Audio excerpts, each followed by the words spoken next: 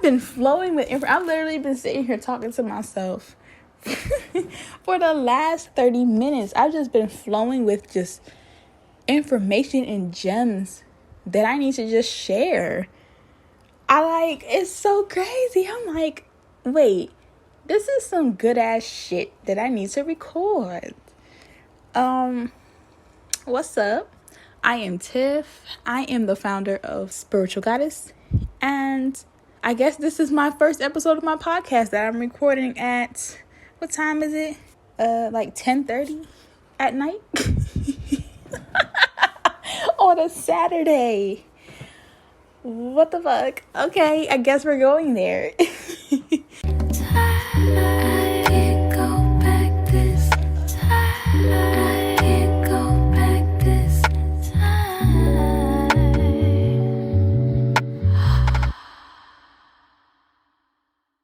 Basically, I was just talking about being real within the spiritual community, because I feel like sometimes it be like spirituality became so popular, and I'm happy that people are starting to, go back to their roots, go back to their ancestors and figure out where they come from and who they are and connecting with that part of themselves. I think that's a beautiful journey and that's a beautiful process. But we also have to understand that there's some bullshit, and misinformation within the community that's coming in as well. A lot of people just coming in and doing stuff just because they seen somebody else do it, or they just think it's cool and they want some quick clout and some views and some money, which a lot of us spiritualists knew this years ago, that this was going to happen, a big boom per se within the spiritual community itself, seeing a lot of people use it to manipulate and to basically use it for profit. So we're starting to see that now, and a lot of it is not authentic, and a lot of the OGs are starting to kind of sort of step away and just focus on the tribe that they already created, because it's not that it's oversaturated. It's just more of you got to do more research. Okay. And that's basically what I was just speaking out loud to myself, is now you have to do a lot more digging to really find true and authentic spiritualists. In my spiritual journey, I was fortunate enough. It was kind of like the universe dropped them in my lap. I have had my experiences where I came across some spiritualists and I found out information about them, and it's kind of just ooh, let me cleanse my energy. And that's going to happen, because in the beginning stages of your spiritual journey and your awakening, I'm not going to say that you're impressionable, but you're more open, because it's new, it's fresh, you're excited, you're anxious, you're trying to get answers, you're trying to figure out where you fit in this tribe.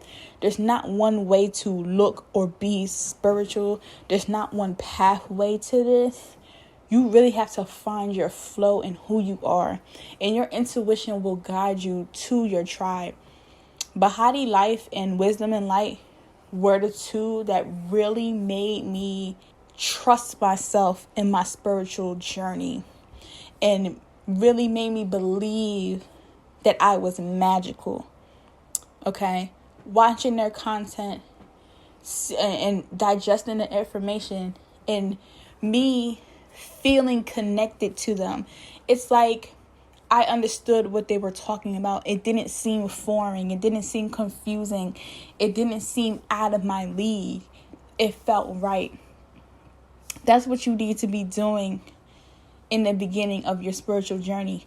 You need to feel the energy. You have to be aware, and it's that intuition. And for a lot of people in the beginning, you may not trust your intuition. You might feel something might be off, but you might be like, oh, I don't know, I'm gonna just try it anyway.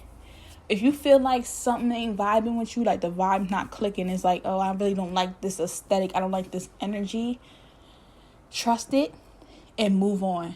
There's plenty of people that are doing this, and you're going to end up finding your tribe. Continue to have your intuition lead the way for you to discover your tribe. And trust me, your tribe in the beginning may change as you evolve. You may add more people. You might take some people out. That's just part of the game. Okay, there's a lot of people that I started watching in the beginning that I don't watch anymore. And that's okay. It doesn't mean that they're bad at what they do. It's just I don't connect with them like that. Like, I just don't find value in them anymore. And then I find other people that I'd be like, oh, I really like their energy. And then, I add them in. That's just what it is. That's just what it is. That's life in general. Whether that's in your friendships, your career, you find your flow, and then you might realize, you know what? I kind of want to switch up the energy. I'm evolving, I'm growing, and I'm realizing that a lot of things that they may do or they might believe in, I really don't agree with. And I'm just going to find people that I agree with. And that's it. And like I said, it takes research. Sometimes these people just pop up. It's like, oh, I really love their energy. You just got to take your time with it in the beginning. And the deeper you go into it, the more you recognize the real from the fake. The more you recognize people who really love doing what they do and people who just do it just because. You start to really see things differently the more you trust yourself. And the deeper you go into your journey. Do your research on people. Look people up. Especially with tarot readers. That's very important. I learned a valuable lesson when it came down to tarot readers and things like that. Do a simple Google search. Do a simple YouTube search. People talk. Okay? People talk. And you got to pay attention to these readers and how they read the energy. You want somebody that just real with you. Like, they'll let you know what's wrong, where you might be fucking up at, where you're doing really good at, areas where you can improve on. And it's not generic. And understand that readings on YouTube is very generic. They're pulling on everyone's energy, whoever's watching or whatever. They're pulling on a lot of energy. The energy is very broad. So you kind of got to take YouTube tarot readings with not a grain of salt, but you kind of just got to take in what's relatable. Oh, that makes sense to me. Because certain things do make sense. And then whatever don't, you kind of just got to release it and let it go. But again, all this stuff is through trial and error. Don't be so hard on yourself in the beginning of your awakening. And also don't fall into the pressure of having to be fake throughout the journey. Or trying to put yourself in places where your energy doesn't fit. It's okay if your friend might like one spiritual practitioner, but you don't, and you gravitate towards another person. That is fine. Okay? Sometimes you're gonna like different things from other people. You're gonna find other people more, you're gonna connect more with others energetically. And that is fine. Like I said, everybody's journey is different. Everybody's purpose is different. We all have different paths. We all go through our awakenings differently. Everybody got their own tribes and own spirits, deities, orishas, whatever. They all got their own thing that they follow, whether that may be through, like I said, their ancestors, where they come from. So you got to find your flow. Some things you might relate to. You might take some things. You might take some things out. You might add some things in. You make magic the way you want to make magic that fits for you. Okay? So if you see something that doesn't fit your energy, for me, for instance, it was some sort of ritual. And I liked some of the things that were incorporated in the ritual, but some of the things I just wasn't energetically attracted to. So I took them out. It doesn't make the magic less potent because, like I said, the magic is within yourself. You are the magic. Your intention is what's going to make the magic work in your favor. Okay? So I'm like, all right, I'm going to just take this out it's not in vibrational alignment with me. So why would I put something that's not in vibrational alignment in something that I don't feel comfortable with? That's just going to fuck up my magic because it's not in vibrational alignment. So I took it out. And now I'm like, what else can I add in that might have the same type of energy, but it's not that particular thing? Does that make sense? Like, sometimes that's how you got to look at certain things that you do. You're not going to always relate. You're not going to always do things exactly how people may say them. You got to understand the importance of intention, okay? Because your intention means more than just what you put in it. Intention is everything. Your energy as you're doing the magic is everything. You can't do magic at a low vibrational point because it's not going to be as effective. You want to make sure you're doing magic when you're in high vibrations, when you're confident, when you feel protected and stable and grounded within yourself.